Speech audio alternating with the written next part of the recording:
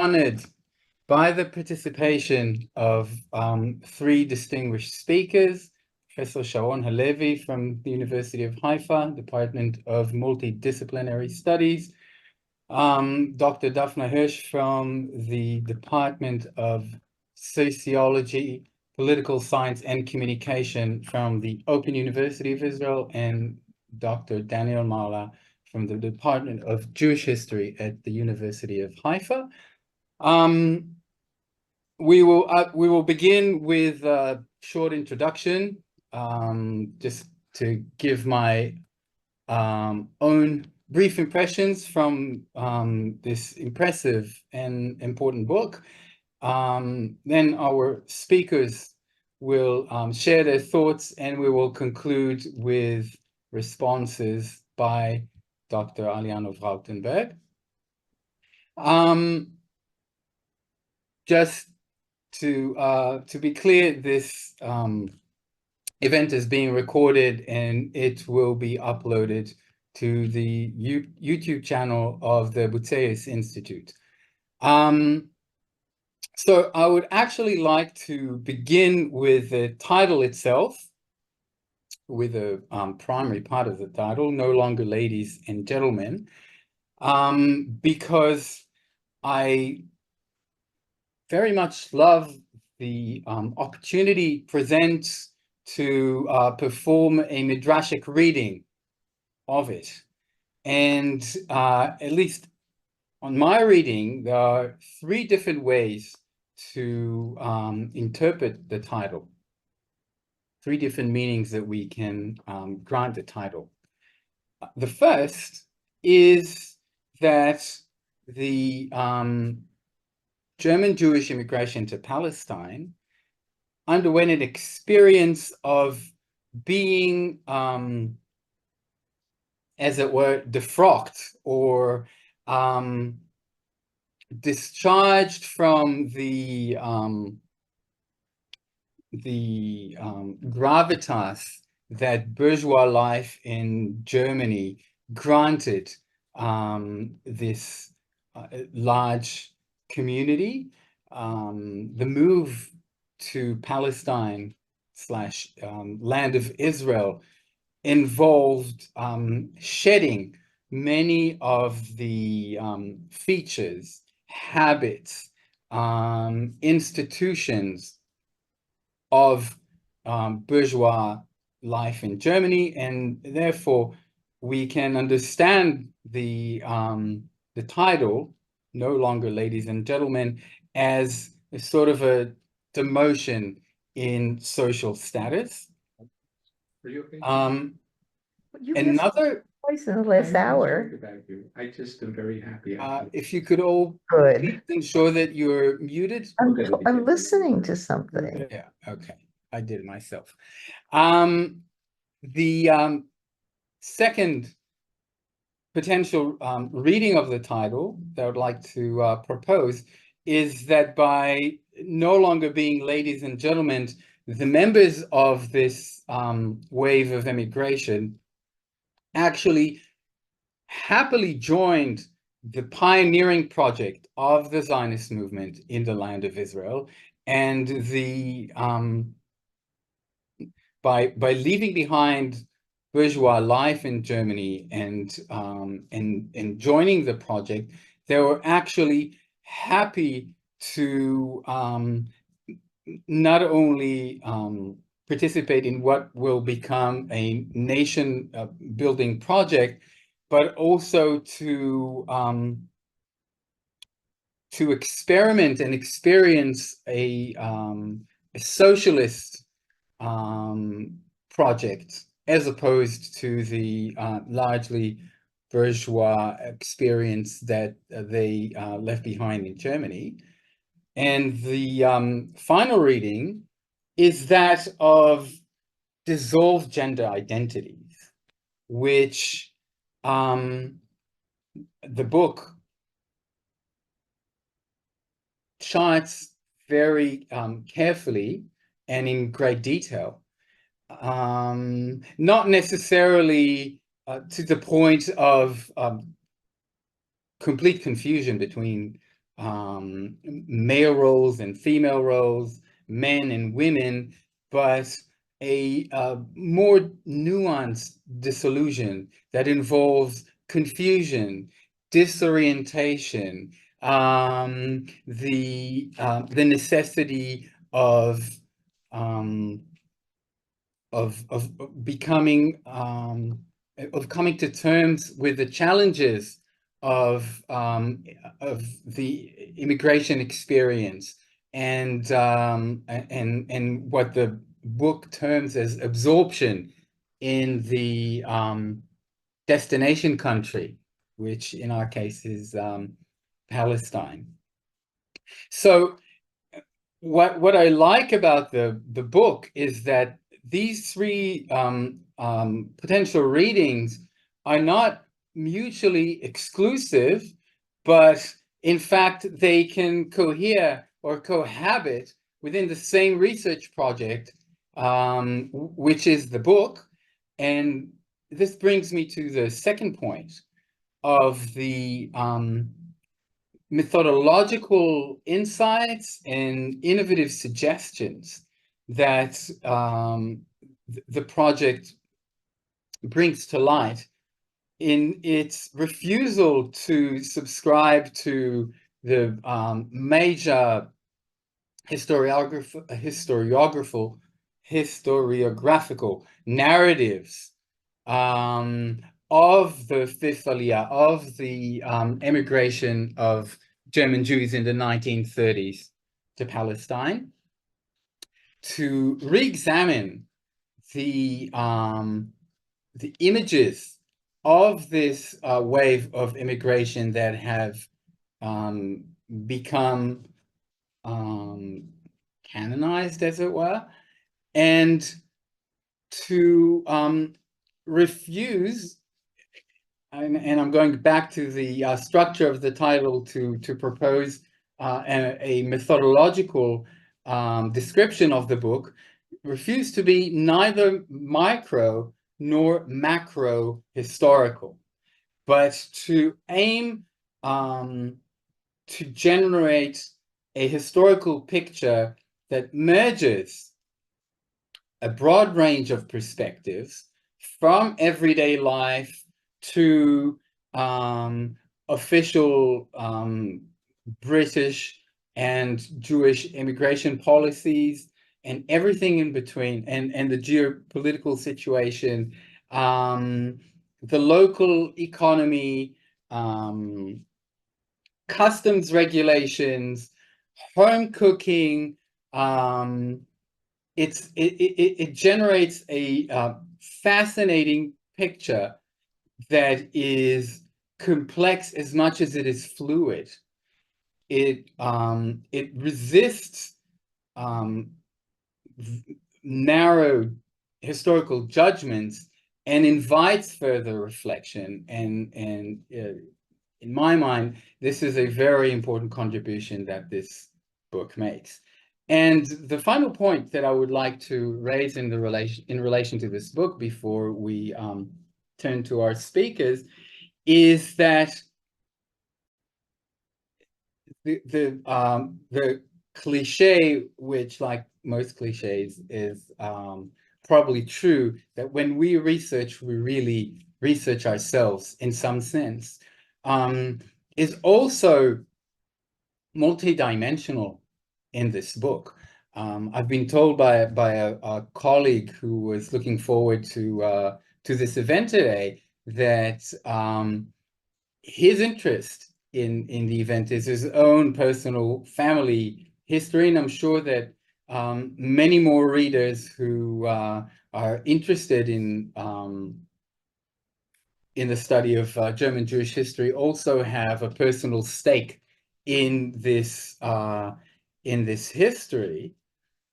But the methodological questions that it raises, the innovative approach to the subject matter, the selection of primary resources and research materials reflects our present and even though this book was written,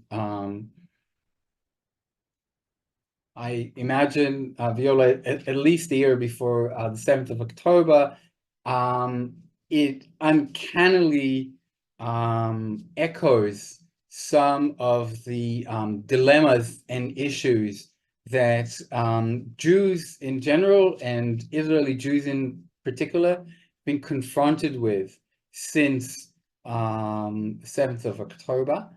And this only adds to the relevance and the import of this book. So I thank you for that, and I congratulate you for publishing this book. And also, I neglected to mention that it was recently awarded the 2024 Shapiro Award for Best Book by the Association of Israel Studies. So that only goes to show how successful this project has been, and I'm sure that it will continue to be. And it is now my pleasure to invite our first speaker, Professor Sharon Halevi from the Department of Multidisciplinary Studies at the University of Haifa. Sharon, the floor is yours. Just unmute yourself. Small things like unmuting myself. Well, first, thank you. I would like to congratulate Viola on the publication of her book, Mazal Tov. You've earned it. I appreciate you thinking of me as a speaker in your book launch today. I also want to thank all for organizing this event, which is also, thank you very much. And so to the matter at hand, no longer ladies and gentlemen, or my reading of it, which is something like, I don't know, rethinking immigration, gender, and the history of experience. So forgive me of taking my own take on this whole project. Viola's erudite, meticulous, and exquisitely written study of the gendered impact of the immigration of German Jews to the land of Israel in the 1930s is a most welcome addition to the field of migration studies, as well as to research considering the myriad ways gender affected this experience.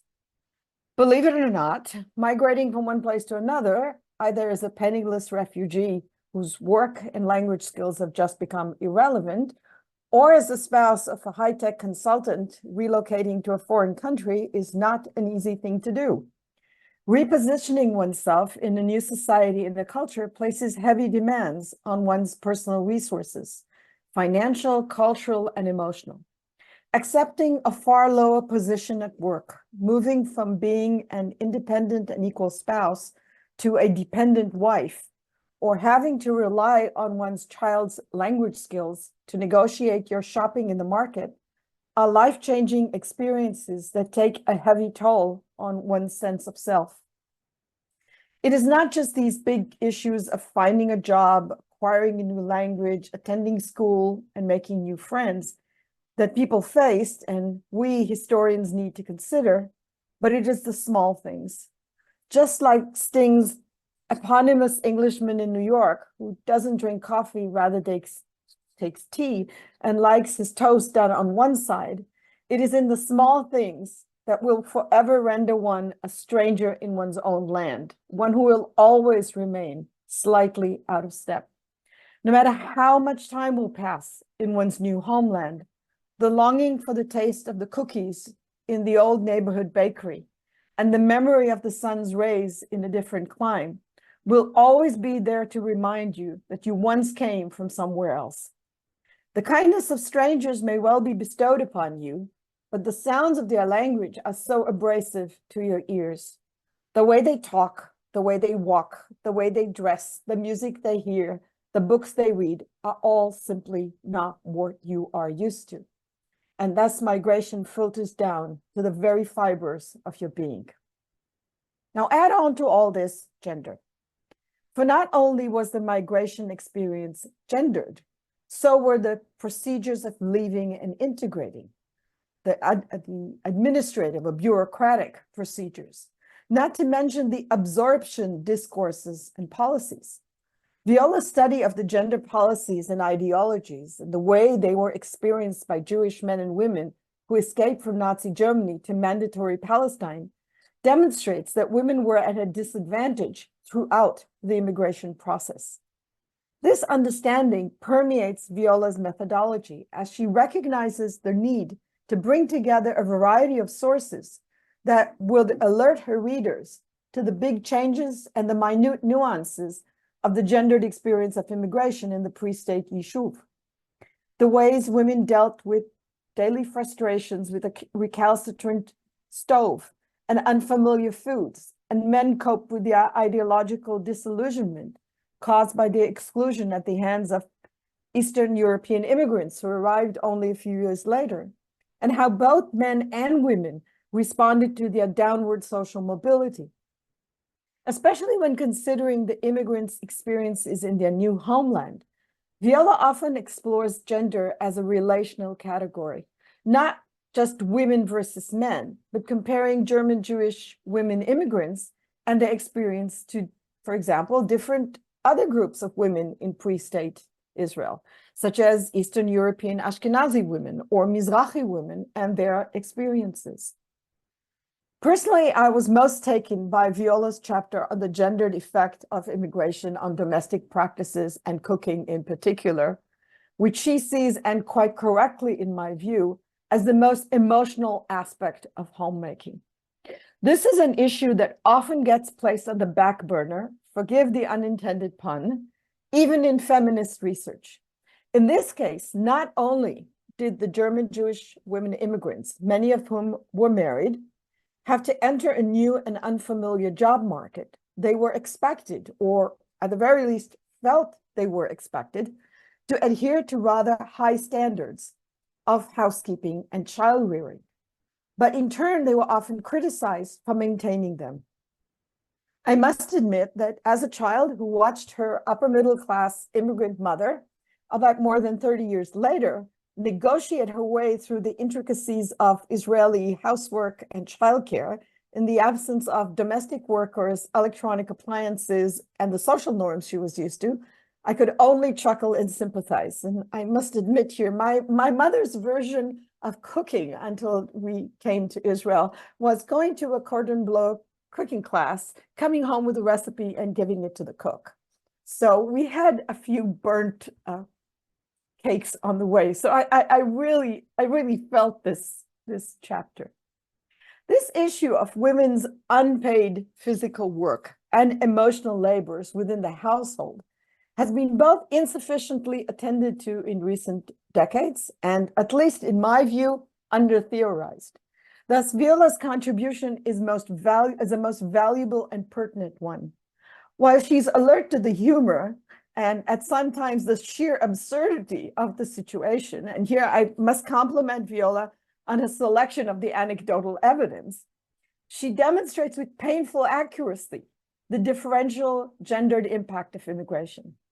Viola also connects the emerging domestic and hygiene discourse in Eretz Israel to the one evolving in the West since the late 1890s at the very least, especially the one involving cooking, health/hygiene, and the rise of the modern rational mother, who through her care of the bodily health and emotional well-being of her family members secures the nation's welfare. I found that Viola's close attention to the innumerable ways ideologies and policies were worked out on the bodies and everyday experiences and expressed through the emotions of men and women greatly resonates with the current work done in the fields of both the history of emotions and the history of experiences, areas of study I'm most concerned with in recent years. As numerous scholars working in these areas of research have demonstrated, lived histories often emphasize the difference between how things should have been and how things they really were in a specific historical society. The term lived emphasizes the discrepancy between norms and ideals on the one hand, and the mundane realities of life on the other. In its everyday meaning, experience usually concentrates on the individual subject or individual subject who supposedly do the experiencing.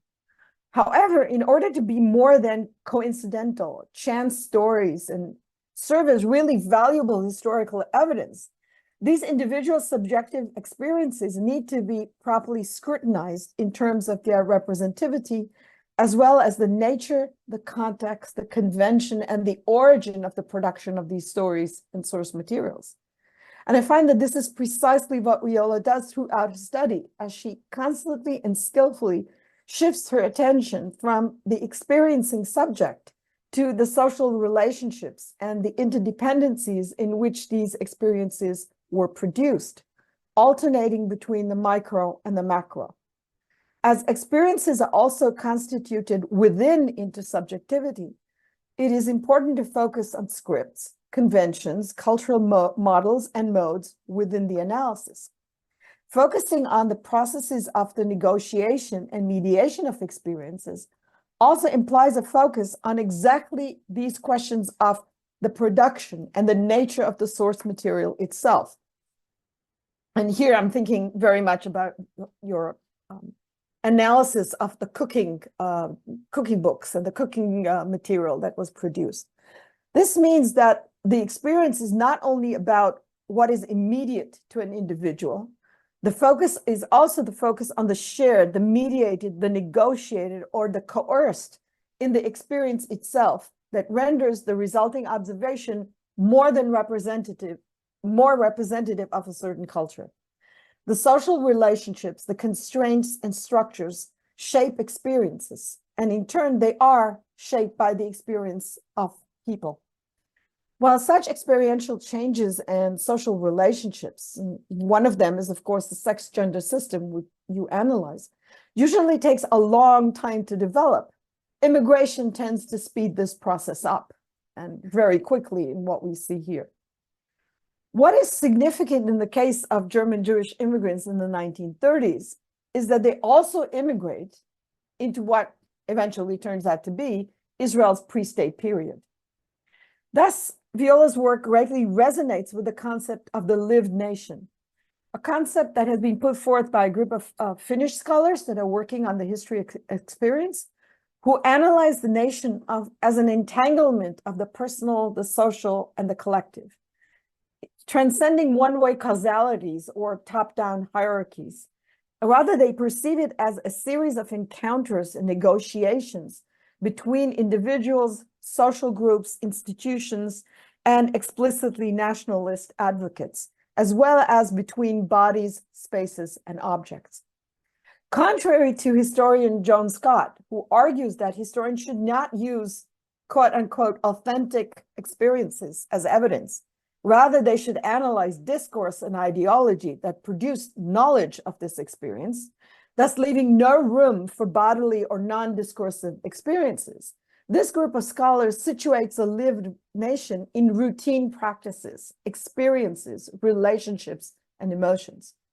While the nation may not be a community of experience in the classic sense of the word, as its members may not experience the same things or endow them with the same meaning, the nation does possess the ability to nationalize personal and social experiences significant to people's identities by framing them within a national interpretation, especially during times of upheaval, as a successive wave of immigration to pre-state Israel indeed were. This is precisely what I believe Viola does in the course of her studies, which examines how immigration to a new homeland affected one particular community of experience, German Jews in the 1930s. By attending to memoirs and letters, as well as to welfare reports and cookbooks, to daily activities and to the memories of them, she shows how complex the interplay was between the micro and the macro, between experience and discourse, as well as between class, ethnicity, and gender. Intentionally or not, although I believe intentionally, Viola's study demonstrates to historians of gender in particular how one may move beyond the logocentrism inherent in the work of postmodern historians and feminist scholars such as Joan Scott, who privilege language and discourse, text and speech, as the primary inroads to understanding the lives of people in the past. Such work goes beyond a biographical approach or a microhistory. Not that there's anything wrong with such approaches. Rather, Viola treats experience as a historical category by opening up the study of the past to include attending to and studying a range of meaning-making practices, such as sensing. For example, the whole discussion about dealing with the heat and humidity and dressing accordingly, to tasting, and the incorporation of new materials and bodily practices, as she does throughout her study. And we, her readers, can see how the interweaving of a close scrutiny of material evidence, bureaucratic policies, educational material, memories, and eating habits may afford us new ways to include new historical actors whose experience we can partially come to know, thereby enriching our understandings of past realities. To sum up, Viola, I've got exactly 1 minute, so I'm staying in time. Congratulations on a job well done. You have produced a deceptively charming and deeply thought-provoking study of gender and immigration, and I believe it is one of the most important additions to the field of gender and immigration. Thank you. I stayed on time. I was good, all. Very impressive time calculation, but also wonderful presentation. Thank you very much, Sharon. And I'm very happy to move on to our second speaker, Dr. Daniel Mala from University of Haifa. So, Daniel, the floor is yours. Yes, hello, good evening. Well, first of all, thank you very much. I'm really honored and grateful to be speaking at this event and honor this award-winning and fascinating book and great achievement of Viola's. I'm here in Haifa at the Yekes Initiative, which is the archive and former archive and museum that was in Tefn in northern Israel until a few years ago, and recently moved to Haifa. And so at the place which Viola also used the sources from. So I think it's a good opportunity, of course, to speak about such a wonderful contribution to the history of Yekes. And I'm going to see that I actually liked a lot of the parts that Sharon also liked. But hopefully I can speak about them from a slightly different angle.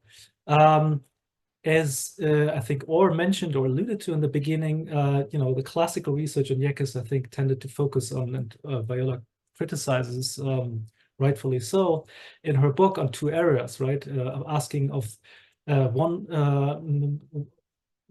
area was to ask about the level of integration of these immigrants into the society of the Yishuv and later Israel. And the other venue was the other direction was to ask to emphasize their contributions and highlight their contributions to the emerging state of Israel, manufacturing, publishing, law, medicine, you name it, basically. As we know, Yekes were very active in a lot of fields. Now, Viola, I think, goes beyond, obviously, these approaches, and I think she really manages through using, the methods of gender and migration studies to really show that this is not some obscure topic that is of interest maybe to those of us, studying German Jewish history and Israeli history, but really in fruitful dialogue with other fields as well, and makes contributions that we just heard to other fields as well.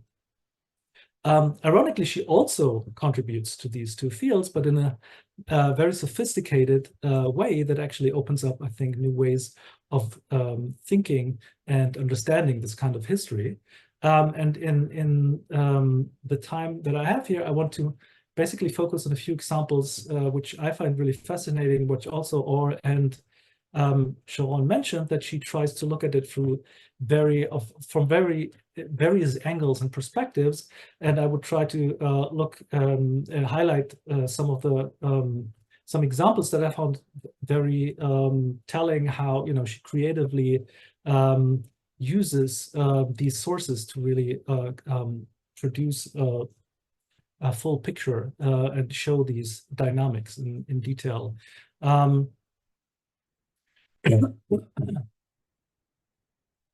So she weaves together, right, very different sources, such as private letters, diaries, documents from the Yekis themselves, but also debates, protocols, and other things from the authorities, as well as public debates in the press, and thus produces this picture from, you know, a different perspective of the migrants themselves and of the migration regime, as well of the receiving society and their expectations. And the first example that I wanted to highlight is actually also connected to the question of gendered migration, and the fact that this affected not only the dynamics between married couples, but also, as Viola points out, the dating habits. It's one of the many places where I think she very vividly describes and very elegantly describes the way that it affects many areas of life. And I just wanted to point out or quote something. One of the issues she looks at is dating ads, right, in the papers. One ad she quotes is, and I'll read it to you: "Young farmer, many years in the country, wants to make the acquaintance of a young, beautiful, rich girl with good character, pioneering spirit, and interest in agriculture, for marriage and founding a large farm in the Galilee." So Viola then points out the mixer, tells us about the mixture of requirements that this ad actually includes, right, from both the old and the new worlds: a good family education, and immaculate appearance reminds of the bourgeois middle class lifestyle typical of German Jews in the interwar period. But this goes hand in hand, as we heard, with features as being able to, features such as being able to do hard physical labor, being business-minded, eager to work, and flexible. Clearly, all the features that are needed in the new place in Palestine, right, for the pioneering work. So she really manages, I think, to show both continuity and change, right? It's not a question of either or, but really shows us and alerts us to the way that this is an intricate process of, migration, which always has both of these elements. The other example I wanted to highlight is an example we already were alerted to, the cooking practices in Palestine. And I'll try to make it short. But I think in addition to what Sharon already told us, it's really fascinating to see how Viola shows us different. On the one hand, she uses, as we heard, cooking books and analyzes them and tells us and really shows us that there were competing narratives in these books. One Zionist tries to really distinguish this cuisine from both the bourgeois world in the German lands, but also from the traditional cuisine in the old Yishuv, and obviously, highly ideological, demanding to only buy Totzeret Haaretz, the produce of Israel, right, of the land of Israel, as compares it with another cookbook that is very strongly still building on these middle class traditions, and instructing their readers to cook classical Central European foods such as Southern German Spätzle or real Wiener Schnitzel.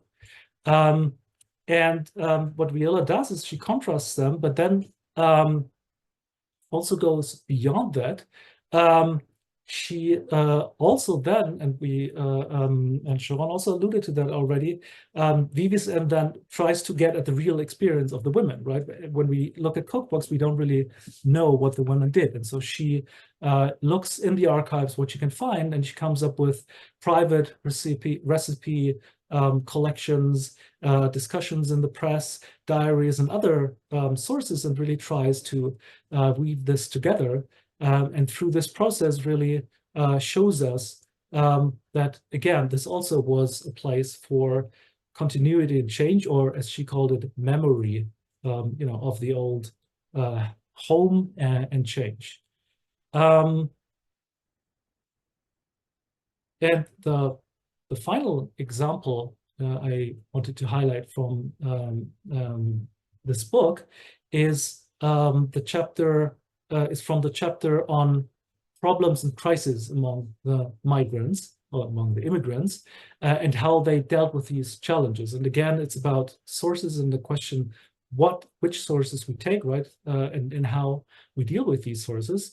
And Viola points out or mentions the fact that while we have many complaints by men and testimonies who failed to integrate into this new society, there's a lack or not so many sources from women who complained or who who indicated failure.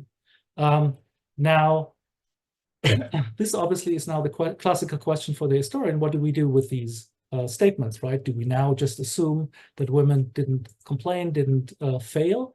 Viola obviously does not do so, but she tries to fill the gap with, again, other sources, such as social welfare documentation or oral history, and also has some really fascinating observations about it that she offers. She notes, for example, that women sacrificing themselves in silence and without complaint had already been a normative idea of femininity within the German Jewish community in 1920s and 30s Germany, and especially under the worsening situation in Nazi Germany, as her colleagues pointed out, and alerts us to the fact that this might have been just a continuation of this already acquired pattern, right, rather than a typical attribute, some essential attribute of how women and men react differently. A few letters of women, she points out, complaining to authorities do exist, but as she tells us, this seem to have been not so successful. And she concludes from that this might have been just not a very promising way for women to do because of gender perceptions, and therefore they pursued other strategies. So again, she weaves together very different sources, and up through that work is really able, I think, to carve out interesting and highly enlightening observations about, continuity and change and the gendered dealing with this new situation. So I hope my brief comments on this have made it clear to you who have not read the book yet that No More Ladies and Gentlemen is not only essential contribution to research, but also highly entertaining, I find it, and very informative for lay readers. And so I can only conclude by not only congratulating Viola, but also highly recommending to every one of you to buy and read the book. Thank you very much. Thank you, Daniel, for this illuminating and heartfelt presentation. And we now turn to our final speaker, Dr. Daphne Hirsch from the Open University of Israel. The floor is yours. Thank you. I'm going to do something a little different from the previous speakers. But first, I would like to congratulate Viola for writing such a terrific book. Viola and I met many years ago in a conference at Haifa University, if I remember correctly, where I spoke about Hannah Elena Thon, one of the professional women who are quoted throughout the book. And several years later, she sent me a hummus recipe from a 1934 Jüdische Rundschau column titled Cook Palestinian. And what I think you don't know, Viola, is that it turned out to be the earliest printed hummus recipe I have from Palestine. No Hebrew recipe predated it. Okay, I begin my talk with a German Jewish woman named Ruth Friedlander, and I didn't ask if I can, Can I share a presentation? I'm sorry, I forgot to. You can now. Okay. You can now. Yeah.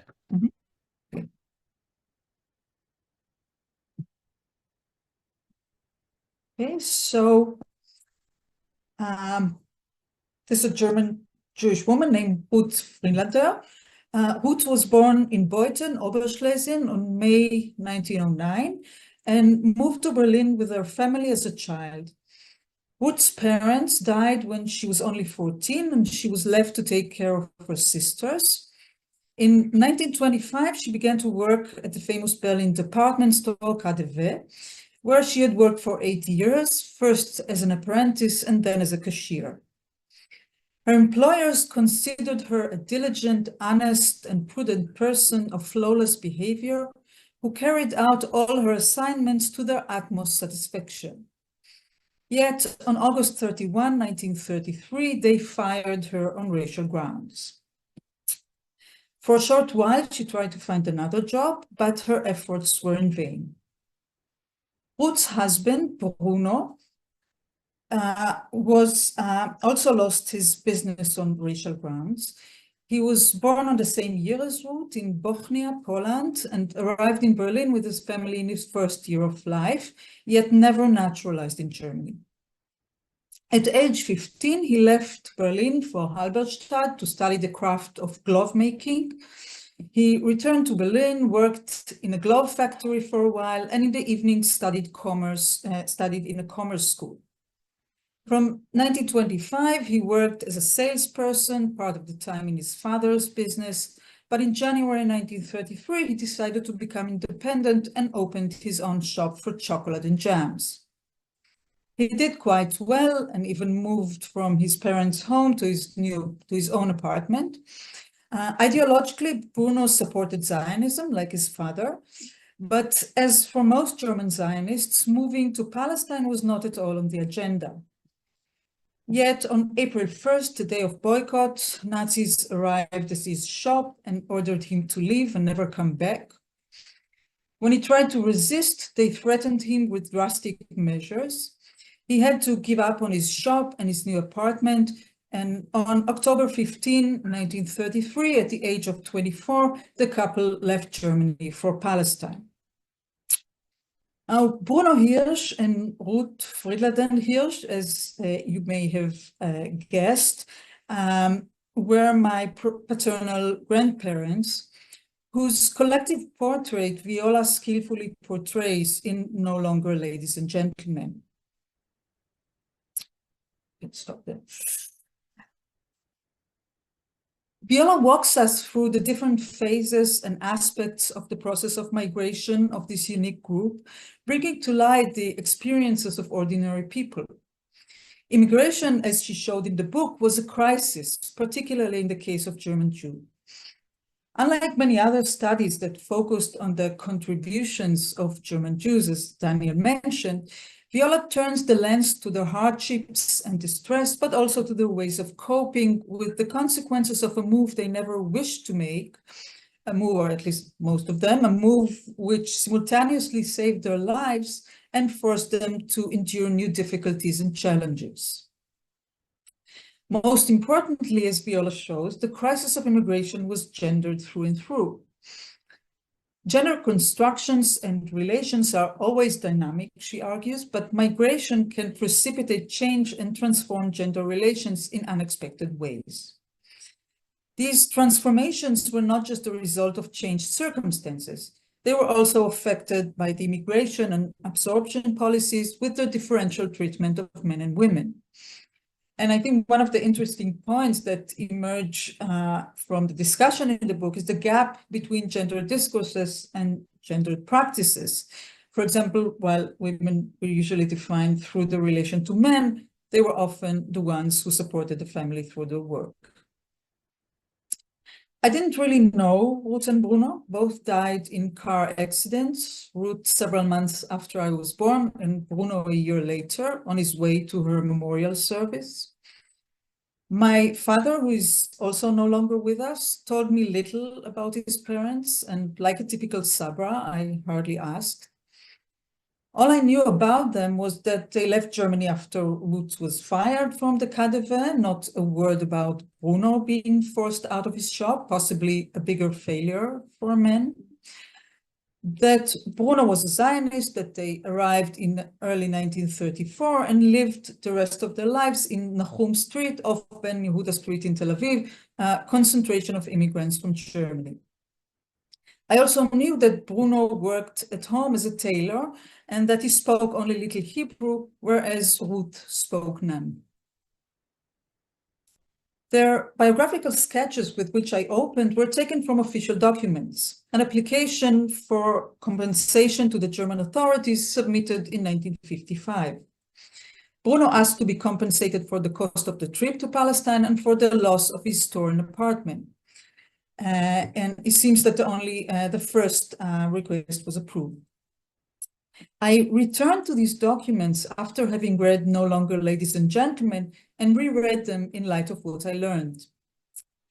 I must say that I feel grateful to Viola for shedding new light on my grandparents' trajectory and for inviting me to talk here and thus giving me the opportunity to learn more about their life. Several things came to light as I reread the documents. For example, I noticed that they married each other only a few days before they left Germany. Sorry. Bear with me.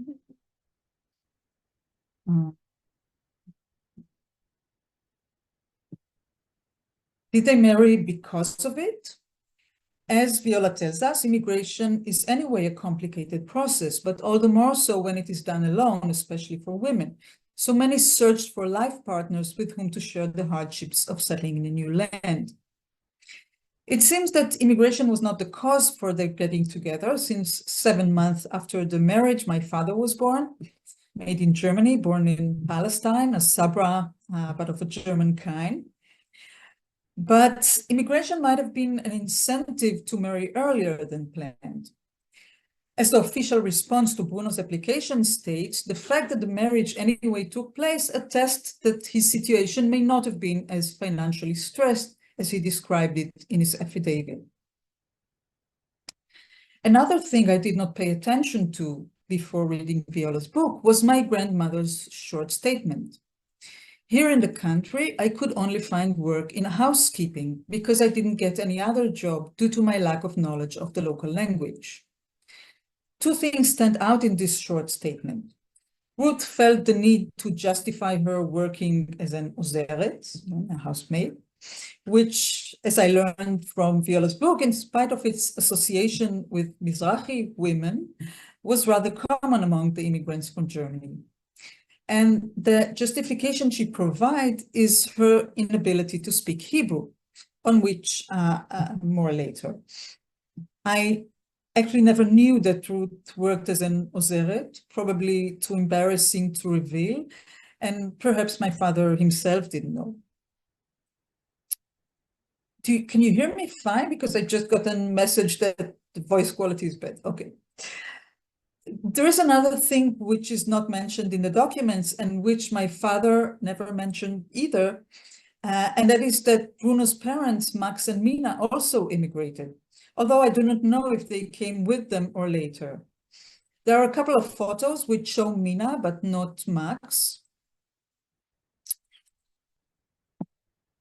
As I was told by my cousin here in the photo, Mina was one of the founders of a women's circle for mutual help established in order to help women in trouble, sick or lonely. But although I found reference to this association, I couldn't find anything that tied my great-grandmother to it. Bruno's batch of documents open with a letter addressed to Herr Dr. Adenauer and written a year later in 1956. And he writes, "Since many weeks, my thoughts are occupied with the letter I write you today. Respect and awe for your personality have withheld me again and again from doing this earlier. But now I am determined to share my troubles with you, out of the assumption that such an influential and powerful person in Germany like you can help with the smallest, most insignificant word.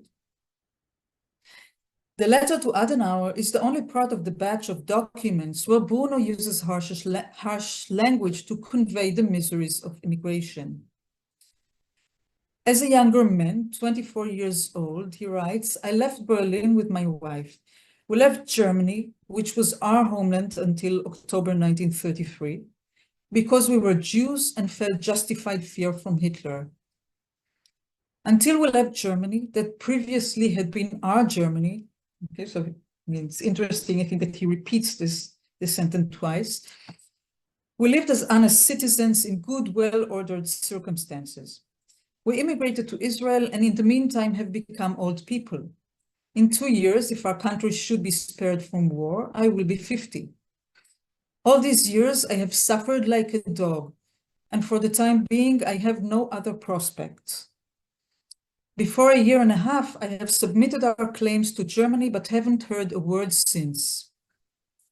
What we would receive is anyway hardly enough for an existence, but it would alleviate many of the hardships of our daily life, and perhaps it would give us new courage to make another attempt at a new existence.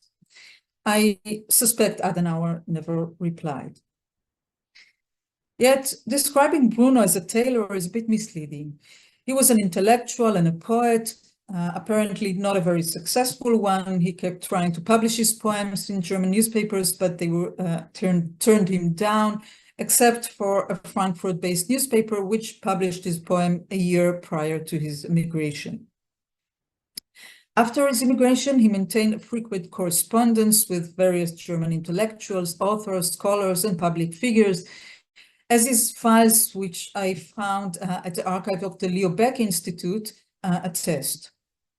Many of the letters addressed to him, and more often than not to him and wrote together, refer to the request to receive one or the other publication pertaining to the faith of German Jews. German Jewish immigrants to Palestine, as no longer ladies and gentlemen convincingly portrays, were an outstanding group of immigrants whose position within the Zionist community of Palestine was unique. They were part of the community of the settlers, but in terms of the circumstances which drove them to immigrate, they were closer to being refugees. They were not nostalgic to their original homeland, as Viola writes, but not connected to the new one either. A group whose social marginality stood in contrast to their consciousness of a cultural elite. What emerges from the book is first and foremost alienation, neither here nor there. This unique position led to the formation of a specific habitus, which can be defined as elitist marginality. Probably the most conspicuous manifestation of this habitus is the refusal of many immigrants to learn the local language. And perhaps refusal is not a good term in this context because it is often not a conscious act. It reminds me of how many Israelis state that they tried to study Arabic, but it was too difficult. So it's not really a refusal, but a disposition. And perhaps by speaking German, the immigrants try to maintain a Germany, their Germany, that no longer was. It is important to remember, though, when discussing Jewish immigrants to Palestine from Germany, that social marginality did not persist in the following generations. The cultural capital that the immigrants brought with them, together with the economic capital that some of them had brought or that they received through reparations, served as a leverage for their offspring, which simply became part of the Ashkenazi elite. As I noted, my father hardly talked about his parents. It could have been the trauma of their tragic deaths, but I'm not sure. My father was a photographer and a cinematographer by profession, and yet he hardly photographed them. In fact, this is the only photograph I found of Bruno, which I know for sure my father took. Their applications for compensation arrived from Germany, and I received them via my cousin in the process of applying for citizenship. So I'm completely coming out of the closet now because this is something I usually keep to myself. It was never something I considered doing. being too connected to this place in spite of all the criticism and feeling unease about the privilege that comes with it and which it signals. That I nonetheless did it and share it with you has to do with the particular moment in time we're in. A moment when the faith of this place in general and of political dissidents in particular seems too precarious to not prepare alternatives, even for an optimistic person like myself.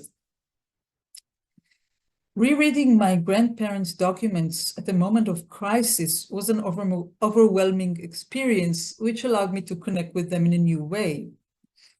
Of course, I'm not suggesting that what happens in Israel now is anything like what happened there and then, only that the feeling of becoming alienated from your own society, of not knowing what the future will be, whether the right thing to do is to leave and when, is an experience that I can identify with for the first time in my life.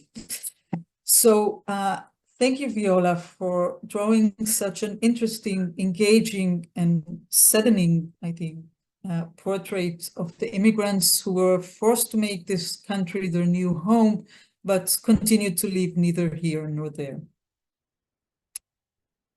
Thank you. Thank you, Daphna, for this very moving and candid presentation, and thank you for sharing parts of your personal family history.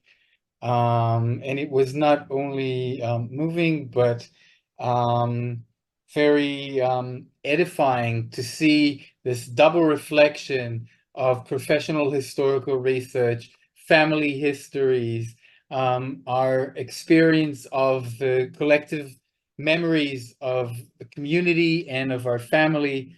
So thank you very much for that. And we now turn to Viola for her response to the presentation. Viola, the floor is yours. What a treat, first of all. So thank you very much to obviously for organizing this event, which was planned to take place in Haifa physically and couldn't for obvious reasons. So the present is obviously also part of this event and of everything. And for my wonderful, smart, and generous colleagues who not only read the book, but also engaged with it in such brilliant and interesting and very moving ways. I agree with all here. So. And obviously also to the virtual room here, which is kind of the University of Haifa. This is a framework which was my home and is my home still, and to what I returned, but that was also part of the place where I did this study, where I researched it, and where I wrote the book in the end. So that is very meaningful to me. And for including me in this lineup for the Bama, which is interesting, and I will return to this because I will talk just very briefly about the things you said, because they also speak to themselves, but I want to return to kind of the stage because of my new research project, which has to do with stages. And so just very briefly, I want to just respond to a few of the things you said. Sharon, the sensory experience and both the emotions are topics that matter a lot also to my current research, and that will stay with me. And I really liked what you said about feeling the migration experience in your own body and experience it emotionally and physically. And I think in general that what is often lost to history is kind of, or we think what is lost is the taste and the smell and the sound and kind of the feeling. So there is a question how we can make the archive speak, we can make the documents speak in a way that can answer to these very important questions. And I agree that these are very important questions in order to understand and really fully grasp the experience of migration and what mattered at the time. So something that I did recently is because I know there is kind of this a statement that I read in many sources, and I didn't necessarily place so much emphasis in my book, is the sentiment of, this is all terribly hard, but we kind of have to pull ourselves together. That was a very, very common sentiment. And it's not only in this migration, obviously, in a couple of your comments, not only of you, but also of the other two speakers also alluded to this kind of the general migration experience that is comparable. And many of us have migration experience in a very different form, be it as an expat or postdoc in academia, or being the spouse of somebody, or in family history, as Sharon and Daphne spoke to. So how can we make the documents talk in a way, or how can we shed more light on the emotions? And one new way, actually, it's a bit of maybe an epilogue to this project, and it opens kind of my new project, is actually the level of sound and music, because something that I realized, and so the title R is from a song, but I never really used the song that I found as music or as sound. And what I realized when I thought about that later, after finishing with the book, was that this again is a document. I found many songs, many amateur songs all over mandatory Palestine. This was so we have the document itself, which is a piece of paper, and we can read it as a text. But if we read it differently as historians, then we can realize that these are actually cultural practices. People came together to sing. They invested their time in order to do this thing that I'm trying to understand. And it has to do with a lot of the things that you talked about. For example, many of these songs that immigrants wrote all over in the little Moshavim, in the cities, and they wrote songs in German. They used, and definitely this is something what you said about nostalgia, they used melodies that they were brought from Germany, kind of as the musical framework, which must be so interesting. I thought to myself, when we try to understand what an observer might have feared, this very strange soundscape that in the 1940s you would come to, for example, Stay Warburg or Kvar Shmayau, and also some living rooms in Tel Aviv and Jerusalem, you would hear the melodies of German folk songs, which is Volkslied in German, which is a bit different than a folk song, actually. And you would use this kind of framework of the past in order to tell the experience of the present. And that is also very interesting in the light of the sources. And many of you talked about that. And Daniel, of course, works in the formerly Teffen archive. So that is also a question that is very important to me. How do we treat these sources? What matters? What sources do we use for the group that we try to explore? And something that I realized, because of this whole connection of Central European Jews to high cultural production, this is, for example, something that was completely under the radar. It's something that kind of is between the cracks, and nobody worked with that, because it's not something to be proud of, apparently, for this group. It is not the high cultural contribution. It is not the orchestra. It's not kind of a musical career. It's something else, but it's something that is kind of a grassroots practice really mattered at the time, to come together to sing. And also something that I realized is how important emotions, the emotional experience of this migrant group is in the songs, because they talk about the emotions in the songs. And as we know from the study of music, the act of singing together, of coming together to sing, is crucial for migrants everywhere. Also, again, not in this case, is this element of coming together and performing, because these songs were meant to be performed and experienced together. So that, for me, is speaks to a lot of things that you said, but it also opens an important angle for my new project, because I think that if we're interested in emotions and in the sensory experience, what sources can we look to? And this group of the German Jews left such a wealth of documents, which is also something to point out, also opposed to a few other groups that we study when we study immigration to mandatory Palestine and later Israel. And Daniel knows that very well, because you sit kind of on all this wealth of information. And I do think that because there is such a wealth of information, there are many questions that can be asked. There are a few new studies also work, obviously, with photography that is like of Ashkenazi, that is not a professional photography, but more vernacular photography.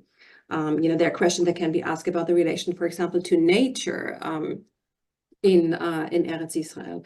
I think that because there is this wealth of information, there is a lot of place also for other research to use this very unique group of immigrants. And let me just check now I got carried away from all of my thoughts about that. What else I wanted to say? And yeah, definitely in your in your personal comments. That is obviously very moving to me to hear that. I can say that the same is true from the other direction. I'm here in Berkeley right now, and many of the things that I hear here today within the Jewish communities, within the Israeli Jewish community, also obviously relate to the past and relate to these questions. What kind of documents can I get? What are my chances for migration? So many people kind of, I think with this migrant set of mind. Where am I safe? Where should I be? What are the alternatives? Which is something that I think is on your mind in Israel with the political situation, the social situation. It is also on the mind in the diaspora. That is a very ambivalent and complex situation to talk about all of these issues. And there was one more point. Do you still have a minute or? Again, regarding this level of the sources, which for me, they have the veto right, I think, for everything that we can do, the things that we can do with the sources. We can have very interesting questions, but if we don't find the sources, if we cannot make the sources speak, then we cannot get our work done. And here again, just that's like kind of the last thought that I have, it is interesting to me also what, in the case of Central European Jews and German Jews, what is considered what are the worthy sources that we can use to study them? Now, being a gender historian, I had my fair share of being confronted with, the sense of what really is the history of the German Jews. And come on, cookbooks, really. And this is something that kind of, when I started out the project and I started with the question of cooking, because it was very interesting to me. That was kind of the first part of the book that I wrote, actually the first part that I presented to others. So I received many negative criticism about these sources, using these sources. That was kind of from the perspective of gender history, but it is also something in other forms that I think is very present in history. For example, when you think about these songs, are these sources that we should use in order to study the Central European Jews? Now, this is a bias, obviously. This is a class bias and a culture bias, because nobody really would, raise their eyebrow when we hear about studies on Mizrahi Jews and using kind of these folk songs and this folk culture. But it still seems to be problematic, or there seems to be a bit of apprehension if we kind of use this tool and this lens to study Central European Jews. And I will stop with that. Thank you so much for all of your very insightful comments. That was really gives me a lot of food for thought, also for my future endeavors. Thank you. Thank you, Viola. We have a few minutes left for questions. If the audience would like to raise with speakers, with Viola, now is the time. So one last round in case anyone would like to ask a question. All right, then. Thank you all for attending this online event. Thank you to our wonderful speakers, Professor Sharon Halevi, Dr. Daniel Marlein, Dr. Daphne Hirsch, and congratulations to Dr. Viola Alianov-Rautenberg for this wonderful book. And hoping to meet in similar events in the future and in person. Thank you all. Thank Thank you. you. תודה רבה, לילה טוב לכולם.